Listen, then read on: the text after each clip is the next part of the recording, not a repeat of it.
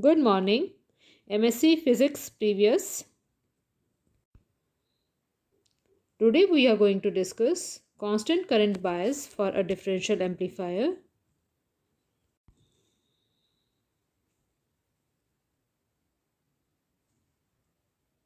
Constant current bias.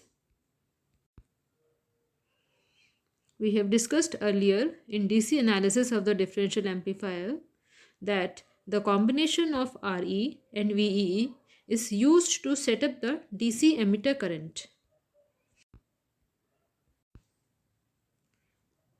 Also, we have seen that the emitter current IE depends upon the value of beta DC. But to make the operating point stable, IE should be constant irrespective of the value of beta DC. For this purpose, the constant current bias circuit is used. It provides current stabilization and assures a stable operating point for the differential amplifier. The differential amplifier with a constant current bias circuit is shown in the figure. We can see here that the resistor Re is replaced by a constant current transistor circuit. This transistor is named as Q3. Current IE is provided by the collector current of transistor Q3.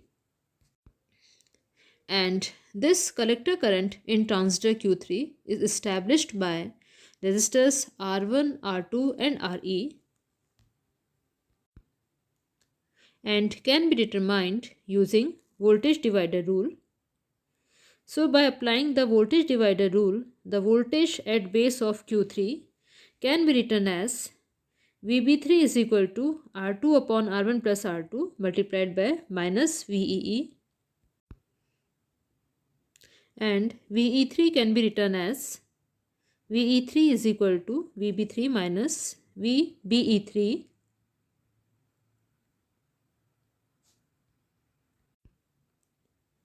Substituting the value of VB3 in this equation, we can write VE3 is equal to R minus R2 VEE upon R1 plus R2 minus VBE3.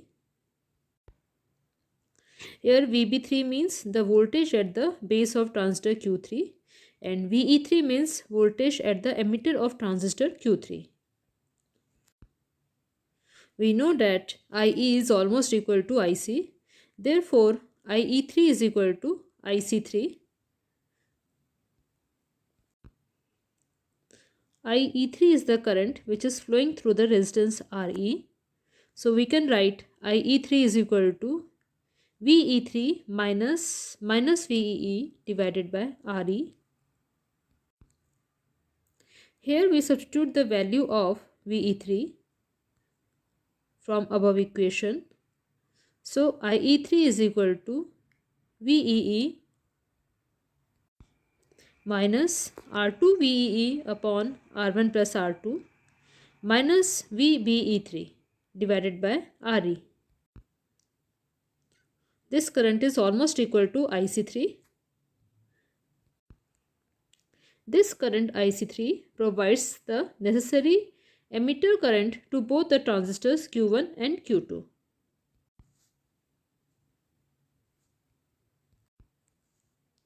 Since the two halves of differential amplifier are symmetrical, each one has half of the current IC3. Hence, IE1 is equal to IE2 is equal to IC3 by 2.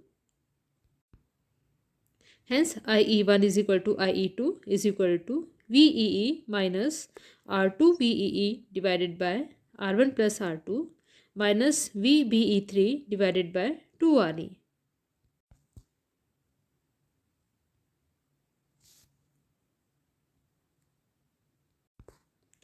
This collector current IC3 in transistor Q3 is fixed and must be invariant because no signal is injected into either the emitter or the base of Q3. and hence we can say that the transistor Q3 is a source of constant emitter current for the transistors Q1 and Q2 of the differential amplifier. But this emitter current is dependent on the temperature. So now, to improve the thermal stability of the constant current transistor Q3, resistor R1 is replaced by the diodes D1 and D2, and we have a new circuit for the constant current bias, which is shown here in the diagram. Here we can see that the resistance R1 has been replaced by the two diodes D1 and D2. Here the diodes D1 and D2 help to hold the emitter current IE3 constant even though the temperature changes. If the temperature of Q3 increases, the base emitter voltage VBE3 decreases. This reduced VB3 tends to raise the voltage drop across RE and hence in turn increase the current IE3.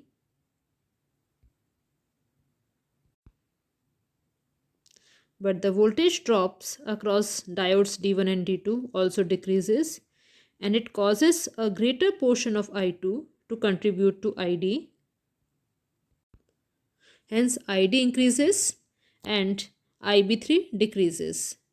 This decrease in IB3 prevents any significant increase in IE3. In this way, the diodes D1 and D2 provides a thermal stability of the transistor Q3 and prevents the increase in collector current due to the increase in temperature.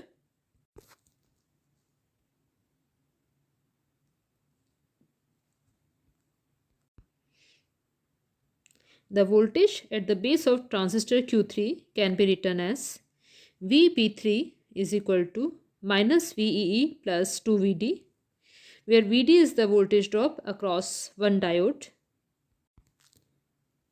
Voltage drop across the emitter is equal to VE3. This is equal to VB3 minus VBE3. Using the above expression for VB3, we can write VE3 is equal to minus VEE plus 2VD minus VBE3. Now IE3 is equal to VE3 minus VEE divided by RE. Substituting the value of VE3 from this equation, we can write IE3 is equal to 2VD minus VBE3 divided by RE. So the value of IE3 is equal to 2VD minus VBE3 divided by RE. Assuming VD is equal to VBE3, we can write IE3 is equal to VD by RE. So the emitter current IE3 depends on the voltage drop across the diodes, that is VD, and VD is a function of current ID. Current ID is a part of I2 which is determined by the value of R2. It means that we can change the value of IE3 by changing either the R2 or RE. So IE3 is a function of R2 and RE.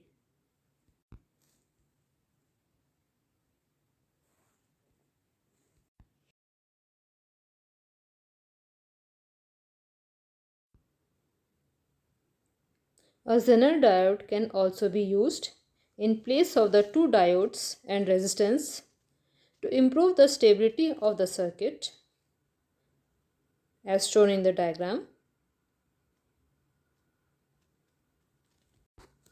The value of IE3 can also be determined in the same way as we have determined earlier.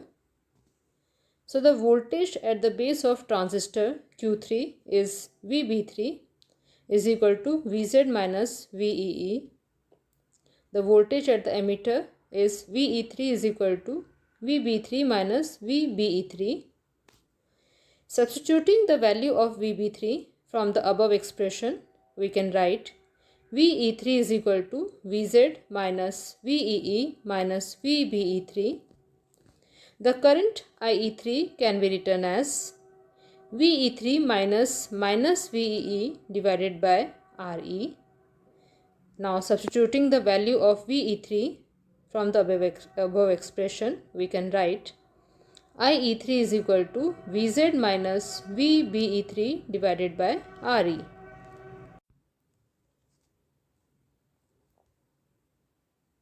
The value of R2 is selected so that I2 is almost equal to 1.2 IZ. Here IZ is the minimum current needed to cause the Zener diode to conduct in reverse direction, that is to block the rated voltage Vz. The value of R2 can be calculated using this equation. R2 is equal to VEE minus Vz divided by I2, where I2 is equal to 1.2 IZ. Hence, the Zener diode is useful for maintaining a constant base voltage and the constant emitter current in a constant current bias circuit.